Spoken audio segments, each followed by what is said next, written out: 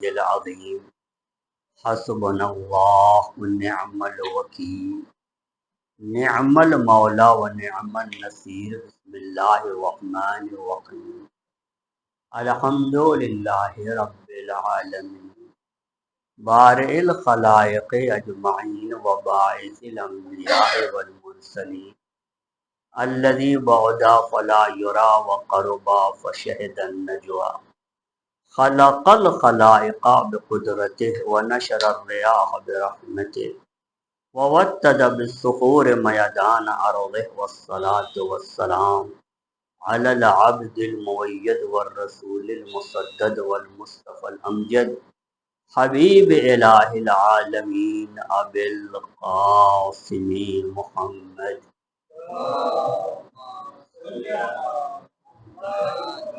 وعلى أهل بيته الطيبين الطاهرين المعصومين واللعنة الدائمة الباقية على أعدائهم ومنكري فضائلهم وغاصبي حقوقه وناصبي شيعتهم من الآن إلى قيام يوم الدين أما بعد فقد قال الله تبارك وتعالى بسم الله الرحمن الرحيم الرحمن علم القرآن خلق الانسان علمہ البیان.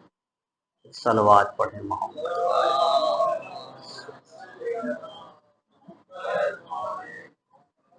عزیزو، سورہ رحمان کی ان آیات کی تلاوت آپ کی خدمت میں مسلسل کئی مجالس سے کر رہے ہیں. سورہ رحمان یہ وہ سورہ ہے کہ قیامت کے دن پروردگار عالم اس سورہ سے مخاطب ہو کر سوال کرے گا کہ من یدمن قراءتک، کون ایسا تھا جو پابندی سے تمہیں پڑھتا تھا فی الحیات دنیا، دنیاوی زندگی. تو یہ باقاعدہ نام بتائے گا کہ فلاں فلاں فلاں میری تلاوت کرتے تھے. جیسے ہی یہ نام بتائے گا، میدان محشر میں ایسے تمام لوگ جنہوں نے یہ سورے پڑھے ہوں گے اور نام بتاتے ہی فَتَبْيَضُّ وُجُوهُهُمْ، سب کے چہرے نورانی ہو جائیں گے، اور اس وقت یہ بات ہر ایک کے لیے بالکل واضح ہو جائے گی کہ یہ وہ شخص ہے جو سورہ رحمان کی پابندی سے تلاوت کرتا تھا.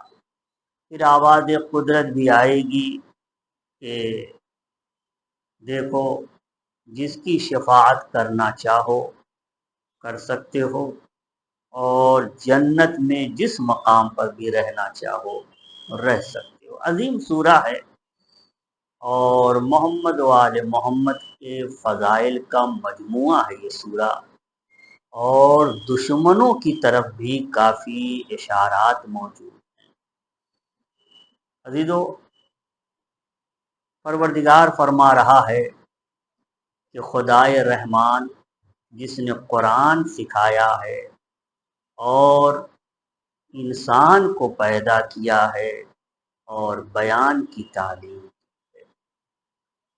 تو سادہ، بالکل سادہ ترجمہ یہ آپ کی خدمت میں پیش کیا ہے. پروردگار عالم نے قرآن سکھایا ہے، تو یہی ہے کہ سرکار دو عالم قرآن کی تعلیم دیتے تھے، تو اللہ نے انہیں قرآن سکھایا، تبھی تو تعلیم دیتے تھے. اور اس کے بعد راوی پوچھتا ہے کہ بیان سے مراد کون ہے، انسان سے مراد کون ہے. تو امام رضا علیہ السلام فرماتے ہیں کہ ذالک امیر المؤمنین، امیر المومنین ہی وہ عظیم المرتبت انسان ہے جن کا تذکرہ اس آیت میں کیا گیا ہے. اور بیان سے مراد حضرت کے بیان ہیں، اور وہ ساری چیزیں ہیں جو انسانوں کو پیش آتی ہیں. قیامت تک انسان کو کیا کیا پیش آ سکتا ہے، معاشرے میں رہنے میں کیا پیش آ سکتا ہے، اکیلے رہنے میں کیا پیش آ سکتا ہے، دنیا کے سلسلے میں کیا چیزیں ضروری ہیں، آخرت کے سلسلے میں کیا چیزیں ضروری ہیں، عقیدے کے بارے میں کیا چیز کی ضرورت ہے، واجبات کے بارے میں کیا ہے، حرام کے بارے میں کیا ہے، مستحبات کے بارے میں کیا ہے، اخلاقیات کے سلسلے میں کیا ہے، سب کا بیان مولا علی کے پاس ہے۔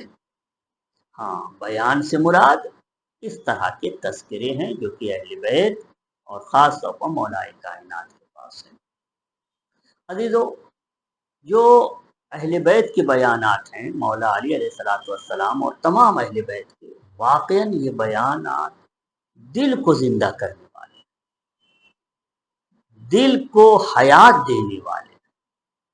کسی کا بھی بیان اٹھا لیجیے، جناب زہرائے مردیہ سلام اللہ علیہا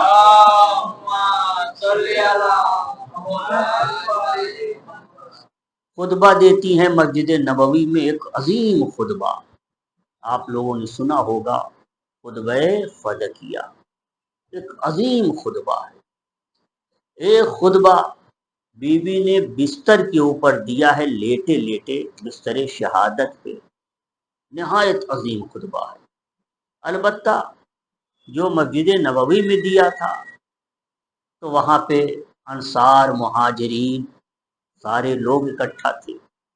جو گھر میں خطبہ دیا ہے اس میں انصار و مہاجرین کی خواتین آئی تھی عیادت کرنے، بیوی کی عیادت کے لیے آئی تھی۔ تو یہ ہے، اب اس بیان کو پڑھیں، واقعاً دلوں کو روح عطا ہوتا ہے، اس سے دل کو زندگی ملتی ہے۔ ایسے ایسے بیانات آپ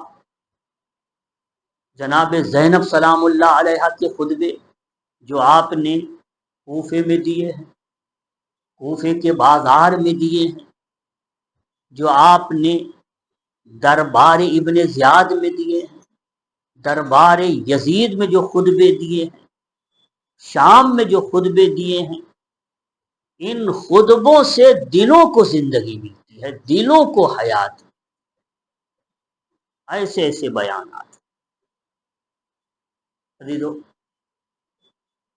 واقعاً پروردگار عالم نے یہ متعدد آیتوں میں، ایک نہیں کئی آیتوں میں بتایا ہے کہ انسان کا دل مردہ ہو جاتا ہے۔ بلکہ پروردگار عالم یہاں تک فرما رہا ہے قرآن کریم میں، وَعَلَمُوا، جان لو، ان اللہ یحیی الارض بعد موتہا، خداوند عالم اس زمین میں بھی روح پیدا کر دے گا اور اسے حیات دے دے گا بعد موتہا، زمین کے مردہ ہونے کے بعد۔ زمین مردہ ہے اور اس مردہ زمین میں پروردگار عالم حیات پیدا کر رہا ہے۔ یہ مردہ زمین سے مراد یہ نہیں ہے کہ وہ زمین بنجر ہے، قحط زدہ ہے، وہاں دانے اور اناج نہیں پیدا ہوتے ہیں، ایسا نہیں ہے جی، اس طرح نہیں ہے۔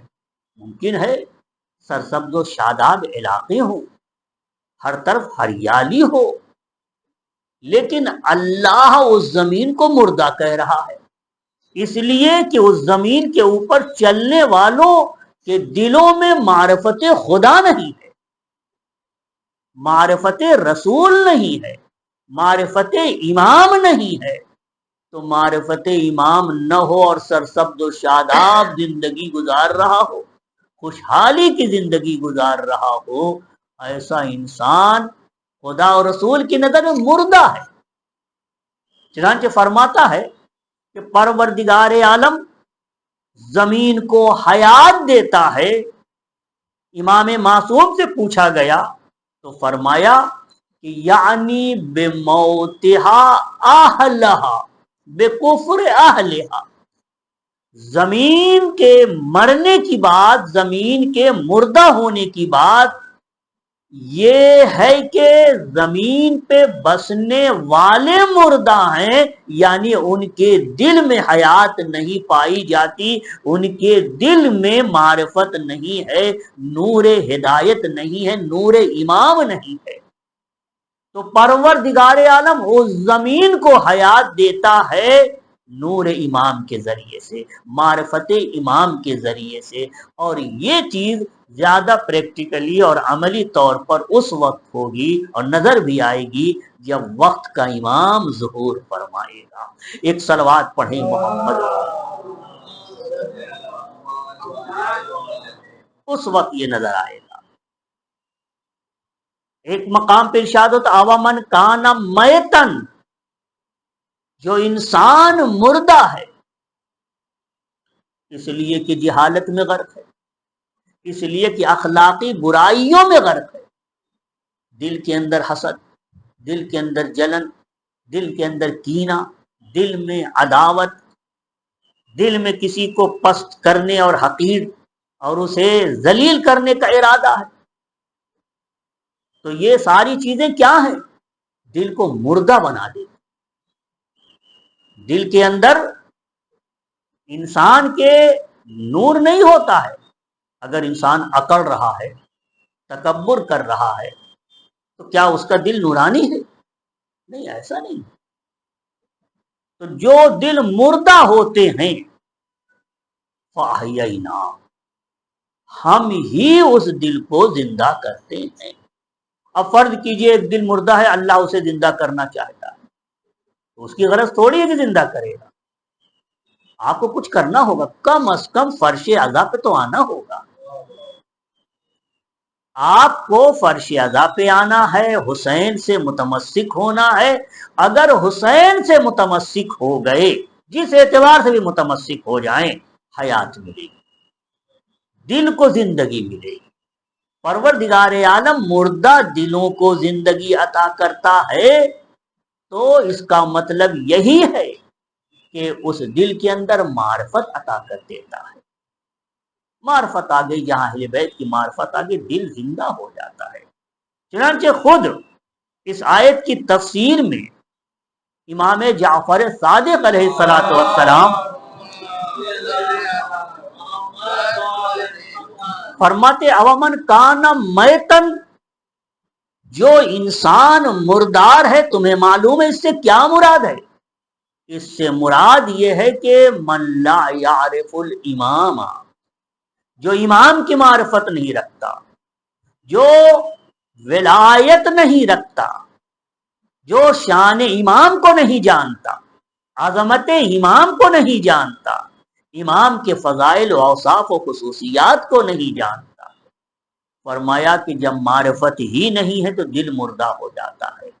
وَأَحْيَيْنَا، پس اسے ہم زندگی دیتے ہیں۔ زندگی دیتے یعنی کیسے؟ اس طرح سے جعلنا لہو نورا، ہم اس کے لیے ایک نور قرار دیتے ہیں۔ والنور ہوا امیر المؤمنین علی بن ابی طالب علیہ۔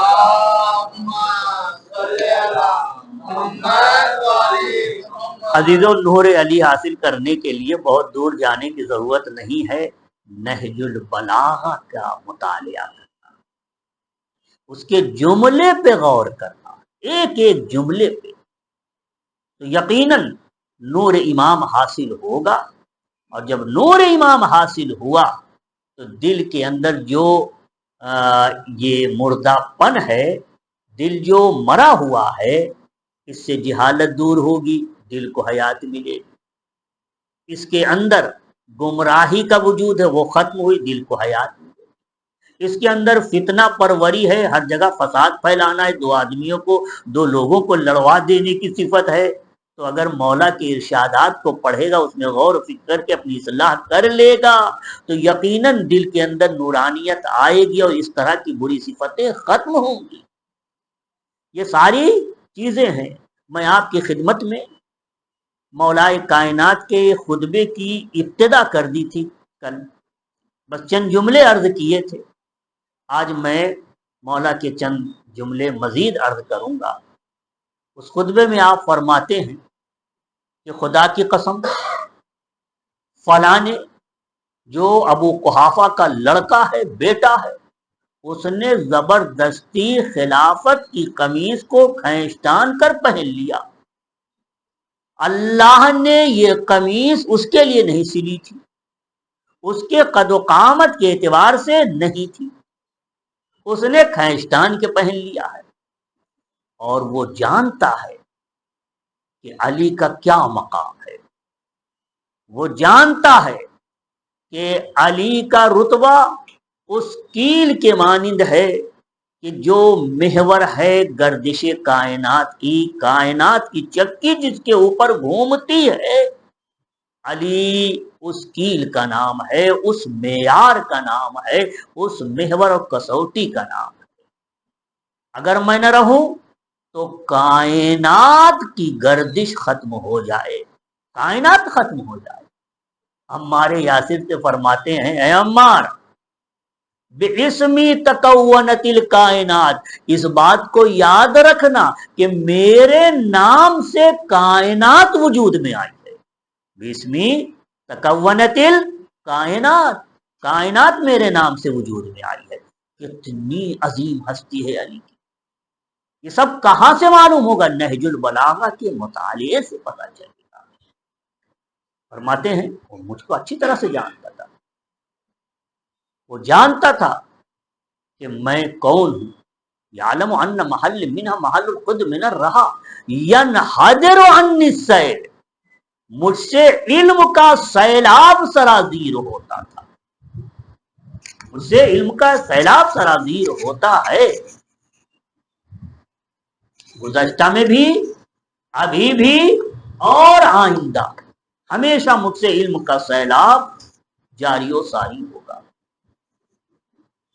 سورہ ملک قرآن کریم کا ایک عظیم سورہ ہے، اس سورے میں ارشاد ہوتا ہے کہ یہ بتاؤ، ان اصبح ماؤکم غورا فمن یاتیکم بماء معین، اگر تمہاری زمین کا پانی تہ میں سما جائے اور جتنا بھی تم کھودو اور تہ تک پہنچ جاؤ پانی تمہیں نہ ملے، تو یہ بتاؤ پانی کون لے آئے گا، کون فراہم کرے گا، اور کون سی ذات ہے جو زمین کے اندر پانی کو لے آئے؟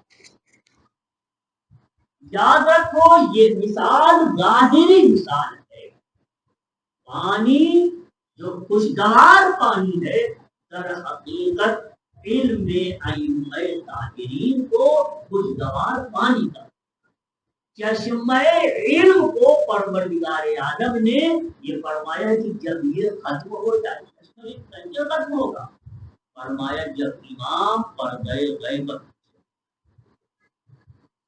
تو اب علم کا براہ راست رابطہ ہمارا امام سے ٹوٹ جاتا ہے کہ ہم حضرت کے پاس جائیں اور حضور سے سوال کریں کہ حضور یہ مشکل پیش آئی ہے، آپ اسے حل کر دیجیے۔ اس طرح کا راستہ ختم ہو جاتا ہے۔ ٹھیک ہے، علماء ہیں، مراجع ہیں، اور راویان حدیث ہیں، بہت سے تذکرے ملتے ہیں، قرآن ہے، احادیث ہے، روایات ہے، سب کچھ ہے، مگر امام کے وجود کو، امام کا جو وجود ہے وہ وجود تو اپنے آپ میں ایک عظیم وجود ہے۔ اگر امام سے تشنگی نہ ہوگی تو پھر کسی سے تشنگی نہیں ہو سکتی۔ اگر امام کے علم سے سیراب نہ ہو سکا تو پھر کسی کے علم سے سیراب ابھی تو اس وجہ سے جب امام آئے ہوتے گویا چشمہ فیض ہمارے درمیان سے واقعی طور پر نہیں رہا، ظاہری طور پر بھی ذریعہ ہے، لیکن جب امام آئیں گے تو لوگ چشمہ فیض علی ابن ابی طالب سے اللہم صلی علی محمد و علی محمد، نعرہ حیدری، علی محمد و علی محمد صلوات،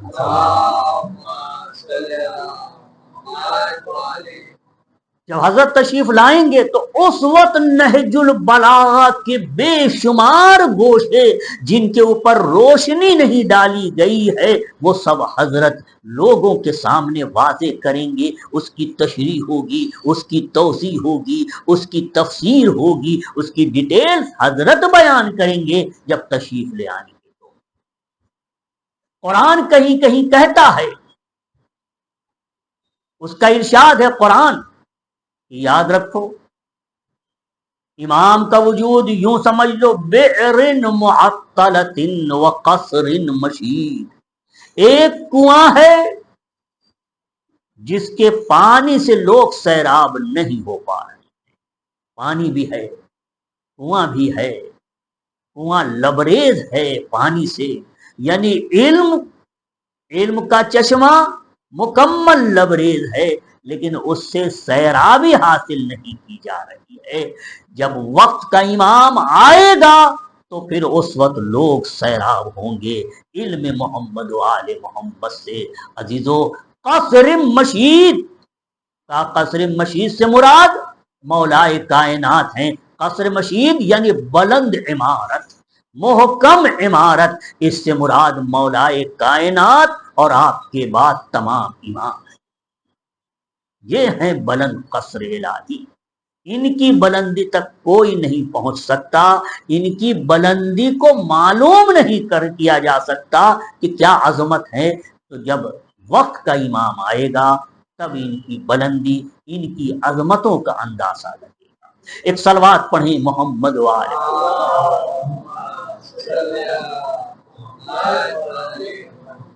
फरमाते हैं कि ला यरक़ा इलैया तैर,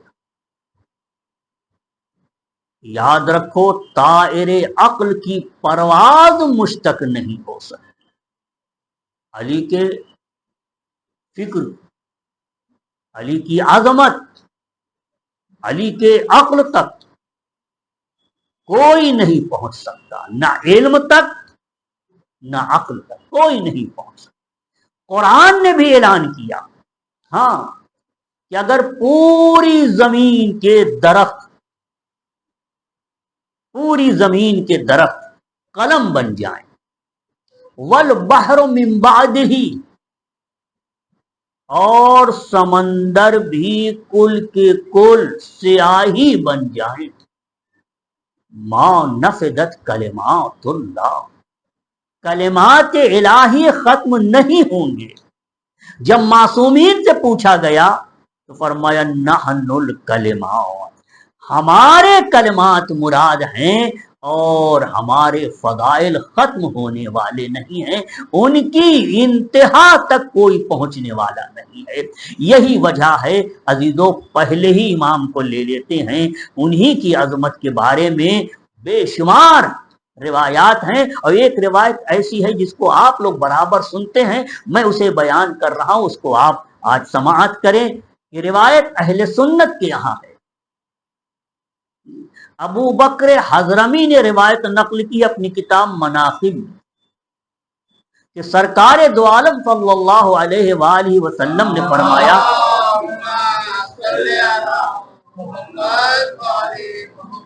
हजरत ने फरमाया कि फ़ज़ाइल अख़ी अली इब्न अबी तालिब कसीरतुन, मेरे भाई अली के फजाइल बेशुमार, और कोई मेरे भाई अली के फजाइल को शुमार नहीं कर सकता। कोई अगर गिनने पे आए तो गिन नहीं सकता।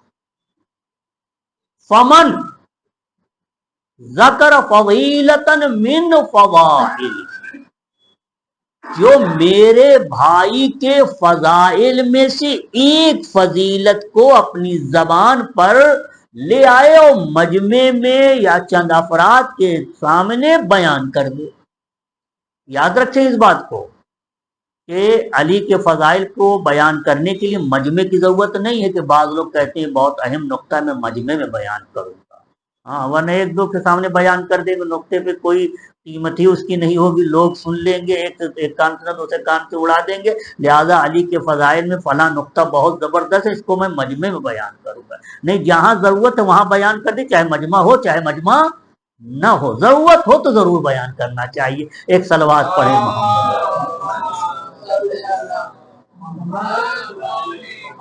अभी जैसे ही मुझे याद आ गया तो बयान कर रहे हैं। रिवायत में है, और इस रिवायत में बाकायदा हमारे छठे इमाम ने अपने शियों को सलाम भेजा है, सलाम कहलाया है, اور داؤد ابن سرحان ایک راوی ہے، اس کے ذریعے سے سلام کہلایا ہے، اور اس میں آپ نے یہ فرمایا ہے کہ میرے شیعوں کو میرا سلام کہنا، اور سلام کے بعد یہ کہنا کہ جب بھی ہمارا شیعہ کسی دوسرے کے ساتھ اکٹھا ہوتا ہے، یعنی ایک شیعہ دوسرے شیعہ کے ساتھ اکٹھا ہوا، اس کا کوئی دوست اس کا ساتھی اکٹھا ہوا، اور اکٹھا ہونے کے بعد فتواکر امرنا، ہمارے فضائل بیان کرنے میں ایک فضیلت کا تذکرہ کرنے لگا، 2 منٹ کی ملاقات ہوئی، ایک بات اس نے پہنچا دی، کہا تمہیں معلوم ہے آج میں نے مولا علی کی فضیلت سنی ہے، فلاں عالم نے بیان کیا، یا فلاں مجلس میں میں نے سنا ہے، یہ فضیلت میں نے سنی ہے، بیان کر دے تو یاد رکھو فبعث اللہ بینہما ملکن یستغفر لہما، اسی وقت دو کے بیچ میں اللہ ایک فرشتے کو بھیجتا ہے جو دونوں کے لیے مغفرت کی دعا کرتا ہے، فضائل علی بیان کرنے والے کے لیے بھی، فضائل علی سننے والے کے لیے بھی، فضائل اہل بیت بیان کرنے والے کے لیے، فضائل اہل بیت سننے والے کے لیے، دو فرد ہوں اگر بیان کرے تو بھی نہ کہ اس نقطے کے لیے 3 کی ضرورت ہے، 10 کی ضرورت ہے، 20 کی ضرورت ہے، جہاں ضرورت ہو اور مناسب ہو بیان کرنا چاہیے عزیزو۔ ایک صلوات پڑھیں محمد۔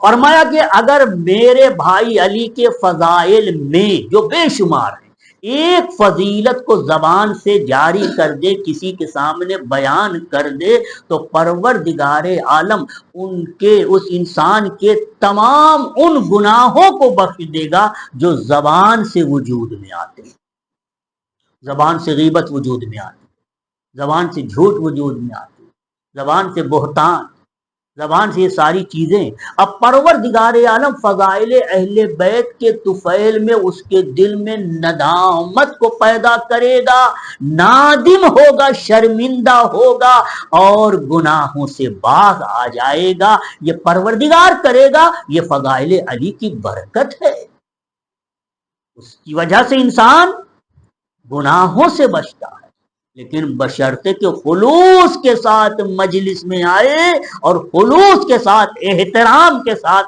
علی کے فضائل کو سنے۔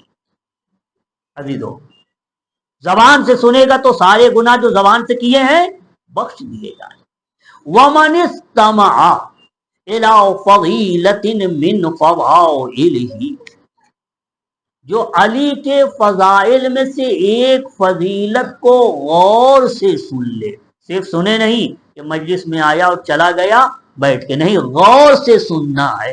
غور سے سننے کا مطلب یہ ہوتا ہے کہ دل و دماغ میں اس کو بیٹھائے، تو جو بھی غور سے علی کے فضائل میں ایک فضیلت کو سنے گا، غفر اللہ لہ الذنوب التي اکتسبها بالسمع، تو پروردگار عالم اس کے وہ سارے گناہ بخش دے گا جو اس نے کانوں سے کیے ہیں، پروردگار عالم اسے توفیق دے گا فضائل علی کے سننے کی بنیاد پر، کیونکہ وہ خلوص سے سننے آیا تھا، اخلاص کے ساتھ فرش عزا پہ بیٹھا تھا، مولا علی کے احترام کے ساتھ اس نے فضیلت کو سنا، دل و دماغ میں بیٹھ گئی فضیلت، فضیلت نے دل کو جھنجھوڑا کہ عمل کرو، تم ایسی ذات کی فضیلت کو سن رہے ہو جو کائنات کا سب سے بہترین انسان ہے، لہذا اس کی بات مانو، عمل کرو، تو عزیزو وہ گناہ جو اس نے کانوں سے کیے ہیں پروردگار عالم بخش دے گا۔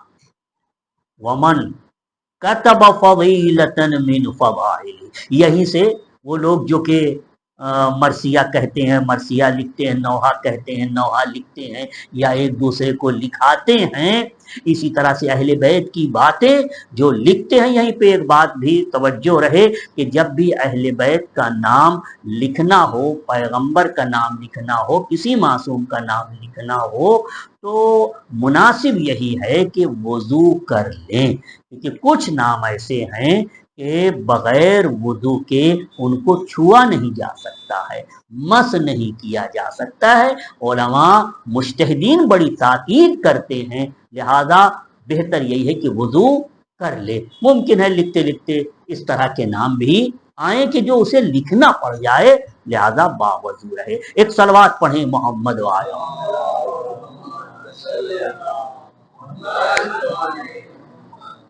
تو جو گناہ کان سے کیے ہیں پروردگار عالم انہیں بخش دے گا. ومن کتبا فضیلتن من فضائلہ، جو لکھے گا ایک فضیلت کو، تو جب تک فضیلت جو اس نے لکھا ہے کاغذ کے اوپر علی کی ایک فضیلت، جب تک اس کی نشانی باقی رہے گی، پروردگار عالم کچھ فرشتوں کو بھیجے گا کہ اس انسان کے لیے مغفرت کی دعا کرتے رہیں جس نے لکھا ہے علی کے فضائل کو. اس کے بعد فرمایا جو علی کے فضائل کی طرف نظر ڈالے تو پروردگار عالم اس کے وہ گناہ جو اس نے آنکھوں سے کیے ہیں بخش دیتا ہے. اور علی کا ذکر عبادت ہے، علی کا تذکرہ عبادت ہے، علی کے چہرے کی طرف دیکھنا عبادت ہے. عزیزو فرماتے ہیں کہ علم کا سیلاب ہم سے سرازیر ہوتا ہے، طائر عقل ہماری طرف پرواز نہیں کر سکتی. لیکن عزیزو اس نے کیا کیا؟ زبردستی خلافت کی قمیص کو پہن لیا. فصدلت دونہا صوبا وطویت عنہا کشحا، میں نے خلافت کے آگے پردہ ڈال دیا. وطویت عنہا کشحا، اور میں نے خلافت سے اپنے پہلو کو موڑ لیا.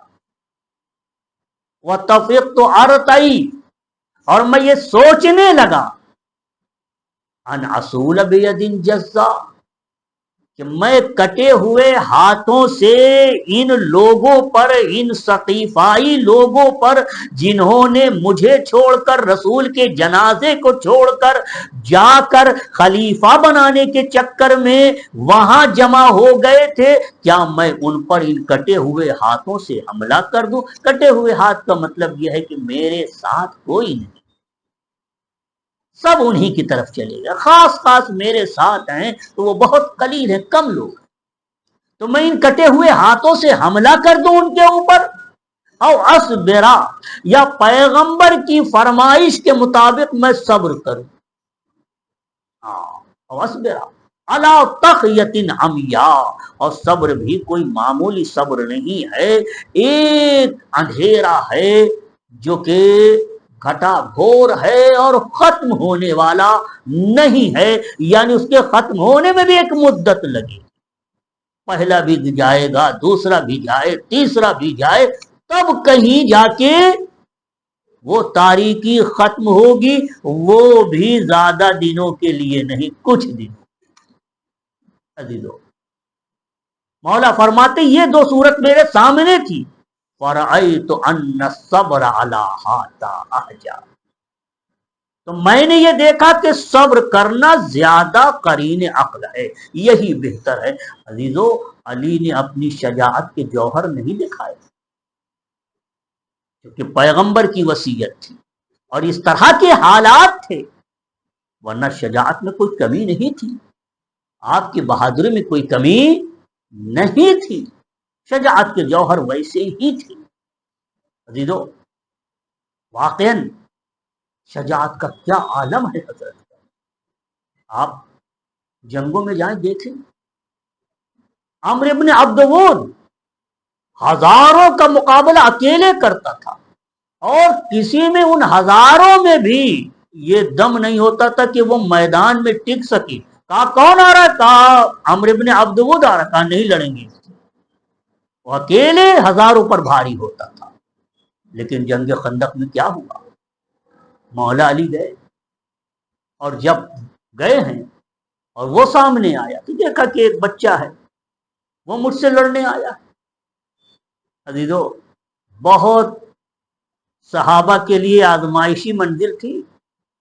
صحابہ میں اکثریت یہ کہنے لگی کہ آج عمرو ابن عبد ود جو ہے وہ کامیاب ہوگا، وہ تو علی کو مار ہی ڈالے گا، قتل کر دے گا، اور علی کہاں مقابلہ کر سکتے ہیں.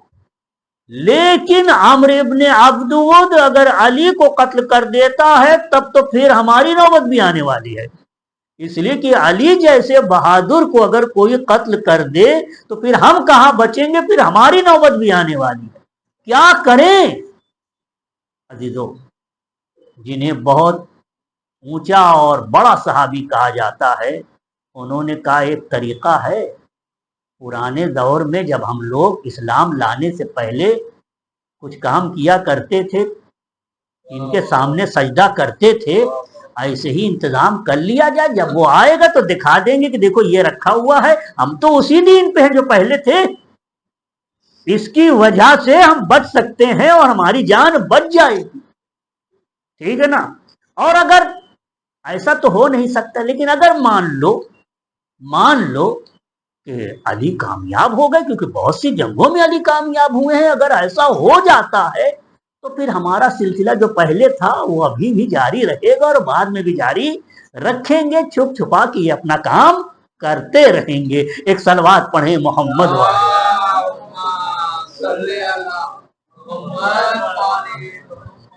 عزیزو، سب کی حالت خراب تھی، لیکن مولا نے جب اس کے 2 ٹکڑے کیے ہیں عمرو بن عبدود کے، تو 2 ٹکڑے کرنے میں شاید 10 سیکنڈ لگا ہوگا۔ کتنے سیکنڈ آگا؟ 10 سیکنڈ لگے ہوں گے، یہ تو ہم کہہ رہے ہیں، شاید اور کم لگا ہو، ممکن تھوڑا کچھ زیادہ بھی ہو، یعنی اتنے ہی، بہت کم لگا۔ ایک تلوار اٹھتی ہے، ذوالفقار اٹھتی ہے، ایک مرتبہ اس کے سر پر لگتی ہے اور 2 ٹکڑے ہو کے گر جاتا ہے، بس جو بھی اس میں لگا ہوا سر پہ لگی اور 2 ٹکڑے ہو کے گر گیا چند سیکنڈ کے اندر۔ اس چند سیکنڈ کے اندر اس کا گر جانا اور پیغمبر کی زبان پہ یہ جملہ آنا کہ علی کی ایک ضربت روز خندق جو عمرو بن عبدود کے سر پہ چلی ہے، وہ تمام جنوں اور انسانوں کی عبادت سے بہتر ہے۔ تو جس علی کی 10 سیکنڈ کی عبادت تمام جنوں اور انسانوں سے بہتر ہے، اس کی پوری زندگی کی عبادت کا کیا عالم ہوگا۔ ایک صلوات پڑھیں محمد وعلی۔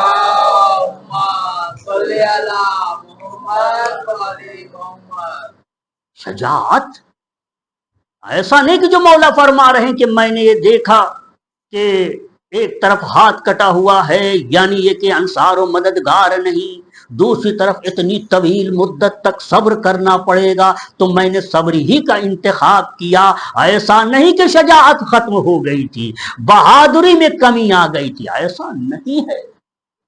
اگر ایسا کوئی ڈاؤٹ کرے تو پھر علی کی جنگوں کو پڑھے، علی کی تاریخ کا مطالعہ کرے۔ جنگ احد میں سب چھوڑ کے بھاگ گئے تھے اور اپنے بھاگنے پہ بھی ناز کر رہے تھے، ان کو اپنے بھاگنے پہ بھی ناز تھا، اور قرآن کہتا ہے کہ والرسول یدعوکم فی اخراکم، رسول تمہیں آواز دے رہے تھے، تم پلٹ کے دیکھنا بھی گوارا نہیں کر رہے تھے، کہیں پلٹ کے دیکھنے میں پھنس نہ جائیں ہم۔ ہاں، پلٹ کے دیکھا، بلا لیا کہ آ جاؤ تو کہیں مشکل نہ ہو جائے، اسے دیکھنا ہی نہیں، ادھر بھاگ گئے۔ عزیزو، اس وقت پیغمبر نے فرمایا کہ اے علی کیا ہوا مسلمانوں کا؟ کہا یا رسول اللہ سب نے عہد توڑ دیا، سب نے عہد و پیمان بیعت توڑ دیا، سب بھاگ گئے۔ آپ نے فرمایا کہ اچھا مجمع ہٹاؤ۔ ایک مرتبہ حملہ کیا، سارے مشرکین فرار ہو گئے، بھاگ گئے، علی کی ایک تلوار سے اسی وقت ذوالفقار بھی نازل ہوئی تھی، ایک تلوار جو ذوالفقار آئی اور ایک مرتبہ خالی دکھا دیا، سب بھاگ گئے، پیچھے کی طرف بھاگ گئے۔ اور اس کے بعد جب آپ نیچے آئے تو آپ نے فرمایا، آپ جب سامنے آئے تو آپ نے فرمایا کہ اگر علی کی آج کی اس عبادت کو ایک پلڑے میں رکھ دیا جائے اور پورے ثقلین کی عبادت کو ایک پلڑے میں رکھ دیا جائے، علی کی عبادت کا پلڑا جو اس چند منٹ میں جو ہماری مدد کی ہے، یہ وزنی ہے۔ عزیزو، علی نہایت عظیم ہستی کا نام ہے۔ حکم خدا و رسول نہ ہوتا تو پھر شجاعت کے جوہر دکھاتے، سارے عرب اکٹھے ہو جائیں تو مولا فرماتے میرے اندر کبھی بھی یہ خیال بھی نہیں آئے گا کہ ان کی طرف پشت کرو۔ آپ امام حسین علیہ السلام کی پوری تاریخ پڑھ لیجئے، امام کے جتنے زخم آگے سے لگے ہیں، آگے سینے کے جانب سے لگے ہیں، اس سے بہت کم تعداد پشت کیا، کیونکہ پشت تھوڑی دکھاتے تھے آپ، لیکن جب دشمنوں نے چاروں طرف سے گھیر لیا تو پشت کی طرف سے بھی وہ حملہ کریں گے۔ عزیزو، بس یہ چند جملے آپ کی خدمت میں عرض کیے۔ علی کے بیان سے ہدایت ملتی ہے، دلوں کو زندگی ملتی ہے، بشرطے کہ ہم علی کو اپنا امام اور نور الہی سمجھیں۔ عزیزو، ایک اور علی ہے، اس کا تذکرہ کرنا ہے، علی اکبر۔ میدان کربلا میں ہم نے یہ دیکھا کہ علی نے کئی علی بھیجے ہیں،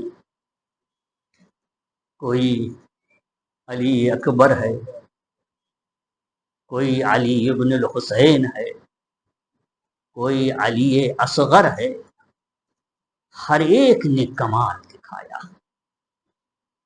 امام زین العابدین علی ابن الحسین ہیں، مگر حسین کی صدائے استغاثہ پر ایک مرتبہ امام زین العابدین بھی خیمے سے نکل آئے۔ یہ تو آپ نے ام کلثوم کو آواز دے کے روکا، اے ام کلثوم خذی ہے، میرے بیٹے امام زین العابدین کو سنبھال لو، اس لیے کہ وہ بیمار ہیں اور ان سے جہاد ساقط ہے۔ ہاں عزیزو، بس میں نے زحمت تمام کی، چند جملے عرض کرنا ہے۔ یہ علی اکبر ہیں، ایک مرتبہ اپنے بابا کے پاس آتے ہیں، اے میرے بابا مجھے مرنے کی اجازت دیجیے۔ عزیزو، علی اکبر کو آپ نے فوراً اجازت نہیں دی، اصرار کر رہے ہیں، پھر آپ نے اجازت دی ہے۔ جب اجازت مل گئی تو آپ نے فرمایا، اے میرے بیٹے جاؤ حرم کے اندر جاؤ خیمے میں، اور اپنی پھوپھی سے رخصت ہو لو، اپنی ماں سے رخصت ہو لو۔ عزیزو، خیمے میں آئے علی اکبر، اور ایک مرتبہ اپنی تمام خواتین سے رخصت ہوئے۔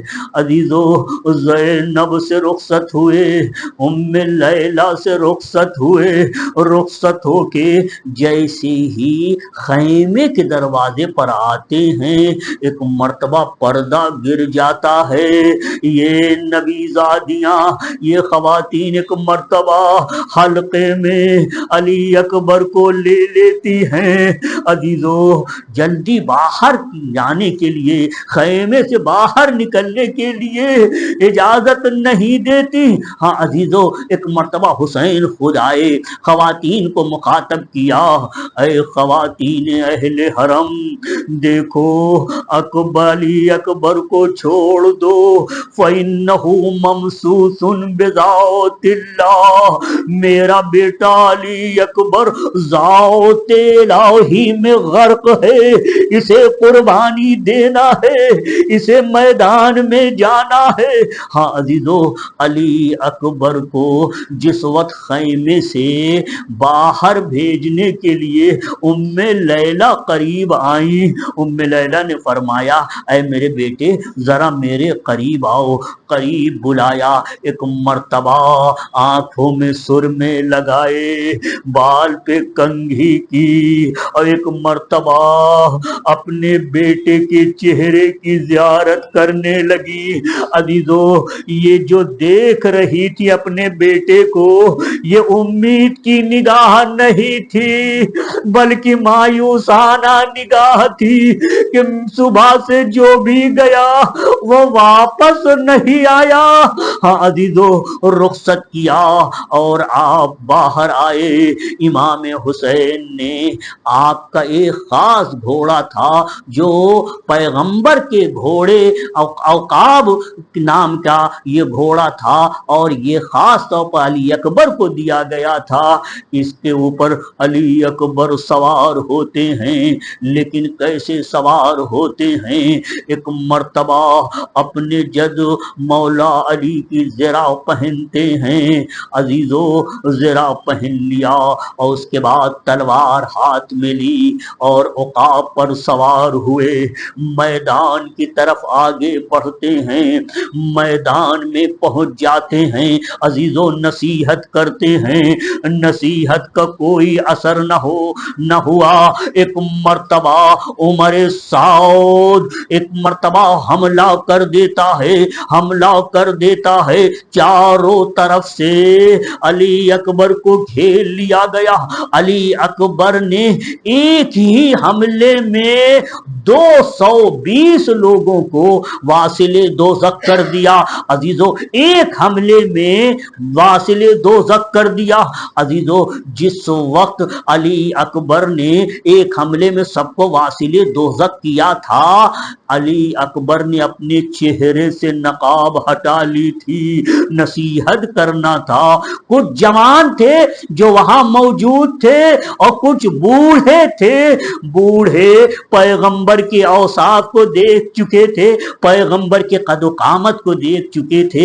ہاں عزیزو، ایک مرتبہ جب بوڑھوں نے دیکھا تو وہ سمجھ گئے کہ ایسا لگتا ہے کہ پیغمبر میدان میں آ گئے۔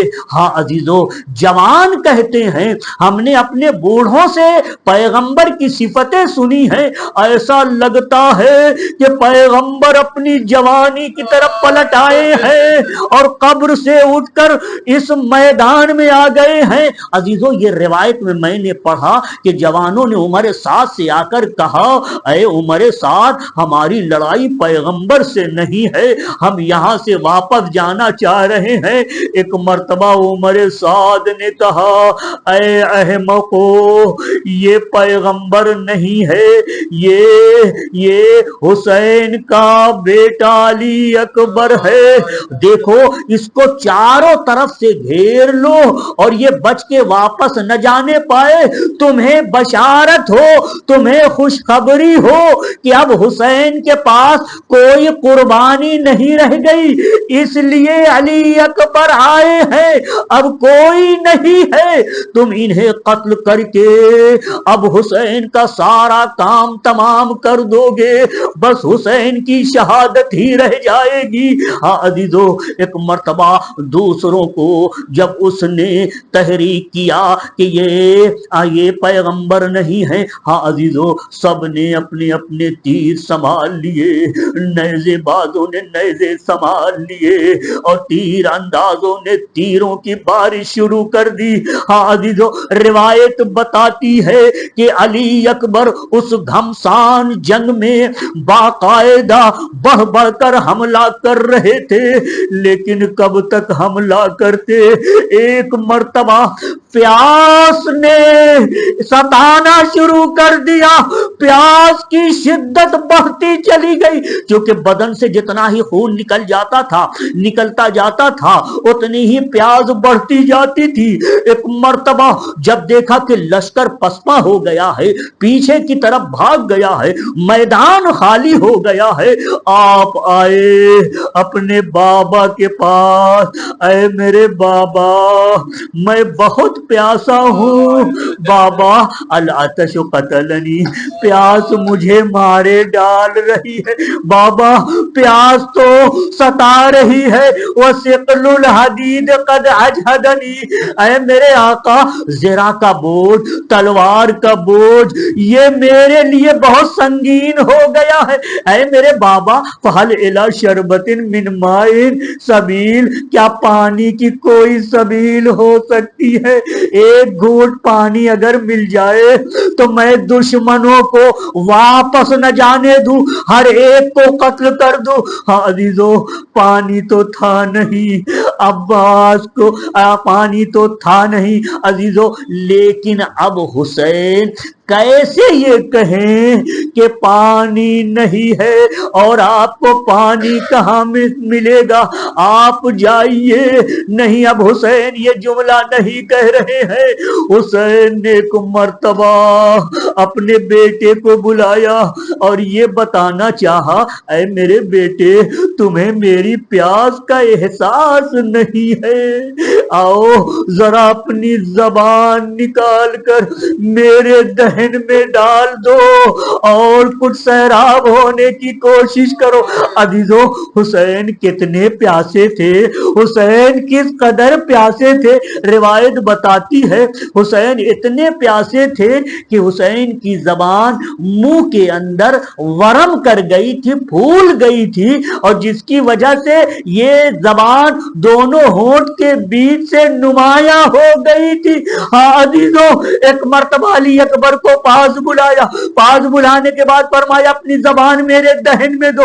جیسے ہی زبان دہن میں دی فوراً نکال لیا، فرمایا میرے بابا آپ تو مجھ سے زیادہ پیاسے ہیں، آپ کے زبان میں تو کانٹے پڑے ہوئے ہیں۔ ہاں عزیزو، ایک مرتبہ ایک انگشتر اتارتے ہیں اور فرماتے بیٹے اس کو اپنے دہن میں رکھ لو، اب تمہیں بابا، میرے بابا علی ابن ابی طالب ہی سیراب کریں گے۔ ہاں عزیزو، علی اکبر آتے ہیں، دشمنوں میں ایک مرتبہ پھر گھر جاتے ہیں، حملے پہ حملہ کرتے ہیں، سامنے والے کو جو بھی آتا ہے قتل کر دیتے ہیں، لیکن تب تک ہاں عزیزو ایک ملعون آتا ہے، سینے پہ ایسی برچھی مارتا ہے کہ آپ سنبھل نہ سکے، جلدی سے اپنے آپ کو جھکایا اور گھوڑے کی گردن سے آپ لپٹ گئے۔ جیسی گھوڑے کی گردن سے لپٹے، عزیزو گھوڑے کی گردن سے لپٹنے کی ایک وجہ علماء یہ بتاتے ہیں کہ چہرے پہ اور سر پہ اتنے تیر کے زخم آ گئے تھے، تلواروں کے زخم آ گئے تھے کہ خون بہ کر آنکھ میں آ گیا تھا، اب آنکھوں سے کچھ دکھائی نہیں دے رہا تھا۔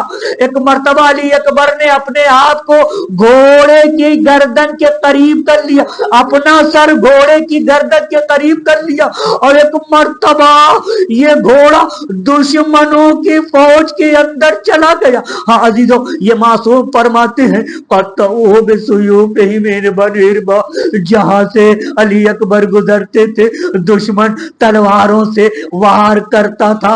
ایک مرتبہ اس حسین کے بیٹے کے بدن کے بارے میں معصوم فرماتے ہیں کون کل کنفذ، ارے اس طرح سے من کثرت النبل، جیسے ساہی نامی ایک جانور ہے جس کے پورے بدن میں کانٹے ہوتے ہیں، علی اکبر کا جسم اسی طرح سے پورے بدن میں تیر چبھے گئے تھے اور سوراخ ہو گیا تھا، جیسے شہد کی مکھی کا چھتا ہر جگہ سوراخ ہوتا ہے، ایسے ہی علی اکبر کا بدن ہو گیا تھا۔ عزیزو، اس عالم میں جب علی اکبر گھوڑے سے نیچے گرے، آواز دی یا بتا، اے میرے بابا، میرا آخری سلام قبول۔ ہاں عزیزو، ایک مرتبہ حسین تیزی سے اس طرف آئے جہاں علی اکبر تھے، لیکن روایت بتاتی ہے کہ حسین سے پہلے زینب پہنچ گئی۔ ہاں عزیزو، زینب پہنچ گئی۔ جب زینب وہاں پہنچی تو اب کیا ہوا؟ زینب کیوں پہنچی؟ زینب اس لیے پہنچی تھی کہ جانتی تھی صبح سے اب تک میرے بھائی نے کتنے لاشیں اٹھائے ہیں، کہیں ایسا نہ ہو اپنے کڑیل جوان کو ایڑی رگڑتے ہوئے دیکھ لے تو بدن سے روح نکل جائے، اپنے بھائی کو سنبھالنا ہے۔ جیسے ہی وہاں پہنچی اور بھائی پہنچا، ایک مرتبہ اپنے کو بھائی کی طرف متوجہ کیا، بھائی اپنی بہن کو دیکھنے لگا، اے بہن آپ یہاں ہے؟ فرمایا यहाँ मैं यहाँ पर आ गई हूँ ताकि आपको बचा सकूं। हाजिजो मैं कहूंगा है शहजादी आप पहुंची हैं अपने भाई को बचाने के लिए, लेकिन ये हक तो माँ का बनता है, माँ का ज्यादा बनता है कि वो अपने बेटे के पास इस सदा को सुनकर दौड़ते हुए आती। माँ क्यों ना आई, उम्मे लैला क्यों ना आई। हाजिजो रिवायत बताती है जैसे ही उम्मे सलमा के कानों में यह आवाज पहुंची, बाबा मेरा आखिरी सलाम लो। अजीजों उम्मे सलमा की आंख की बीनाई खत्म हो गई। उम्मे सलमा के सामने दुनिया तारीक हो गई। अजीजों अभी थोड़ी देर के बाद हुसैन अली अकबर के जिस्म के पास पहुंचेंगे, लेकिन यही जुमला होगा, ऐ मेरे बेटे दुनिया निगाहों के सामने नहीं है, दुनिया पे अंधेरा छा गया है। ऐ मेरे बेटे अलग दुनिया बादकल अफा, अब दुनिया पे खाक है। हाँ अजीजों यहाँ पे एक जुमला कहूंगा और इस जुमले के बाद जहमत तमाम करूंगा। मौला का एक गुलाम था, वो भी आवान व अंसार में शहीद हो गया। उस गुलाम को तुर्की गुलाम कहते हैं। गुलाम तुर्की जब मैदान में आया और एक मर्तबा शहादत उसको नसीब हुई तो आखिर वक्त में उसने अपने मौला को पुकारा है, मेरे आका अपने गुलाम की खबर लीजिए। इमाम तुर्की गुलाम के पास पहुंचे। जब तुर्की गुलाम के पास पहुंचे एक मर्तबा फवादा खद्दहु अला खद्दही, इमाम ने तुर्की गुलाम के रुखसारे पर अपना रुखसारा रख दिया। फतहा आई नहीं है, एक मर्तबा तुर्की गुलाम ने अपनी आंखों को खोल दिया, देखा मेरा आका मेरे सराहने मौजूद है, अपना रुखसारा मेरे रुखसारे पे रख दिया। एक मर्तबा मुस्कुराया और उसकी रूह परवास कर गई। आजीजों लेकिन जब अली अकबर के पास पहुंचे, अली अकबर के सीने में तो बर्छी थी, पूरा बदन जख्मी था। आजीजों आंख से भी दिखाई नहीं दे रहा, खून था, तीर लगे हुए थे।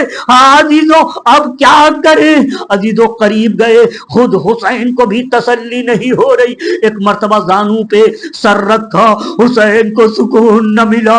जल्दी से अली अकबर को सीने से लगाया, सुकून न मिला। एक मर्तबा फवदा खद्दहु अला खद्दिही, अपना रुखसार अली अकबर के चेहरे पर रख दिया। जब रुखसार से रुखसार मिला, हुसैन को कुछ तसल्ली हुई। अली अकबर की रूह परवाद कर गई। मैं कहूंगा मेरे आका अभी चंद लम्हे के बाद यही दुश्मन आपको घेर लेंगे। अजब बात है मेरे आका, अली अकबर के पास तलवार थी, आखिर तक लड़ते रहे, शहीद हो गए, लेकिन आपके लिए खास हुक्म होगा, ऐ हुसैन ऐ नफ्से मुतमइन्ना मेरी बारगाह में आ जा। आजीजो और ये आवाज आएगी, साथ में आवाज आएगी, ऐ हुसैन अपनी तलवार नियाम में रख लो। अजीजो तलवार का नियाम में रखना था। सारे तीर अंदाज एक शख्स को जिसके पास कोई असलहा नहीं, लाखों की तादाद में मेरे आका को शहीद करने के लिए तीर अंदाजों ने तीर मारने लगे और तलवारबाज तलवार मारने लगे, नेज़ाबाज नेज़े मारने लगे। जिनके पास कुछ नहीं था वो जमीन से पत्थर उठा उठा कर मेरे आका हुसैन को मार रहे थे। आजीजो एक मर्तबा आवाज दी, हमारे साथ है शेर, किस बात का इंतजार है। हुसैन कमजोर हो गए। एक मर्तबा आता है, ये मलून एक ठोकर मारता है, हुसैन पलट गए, कुंद खंजर کا الا صدا گونجتی الا قتل الحسین الا ذبح الحسین. معبود اس عبادت کو قبول فرما. تو عالم الغیب و شہادہ ہے، ہر دل کی خبر رکھتا ہے. تو بہتر جانتا ہے کون کس مشکل میں ہے، کس کے دل میں کیا حاجت ہے. معبود ہماری تمام حاجتوں میں عظیم ترین حاجت یہ ہے کہ ہم کو صحیح معنوں میں حسین مظلوم کا عزادار بنا دے. اہل بیت کے کلام و ارشادات کی نورانیت ہمارے دلوں میں عنایت فرما. وقت کے امام کے ظہور میں تعجیل فرما. ہمیں حضرت کے آوان و انصار میں قرار دے. جو مریض ان کو شفائے عاجل مرحمت فرما. جہاں کہیں شیعان حیدر کرار ہے ان کی جان مال عزت و آبرو ناموس کی حفاظت فرما. وقت کے امام کے ظہور میں تعجیل فرما. حضرت کا ظہور ہم سب کے لیے عافیت قرار ہے. اللہم صلی علی محمد.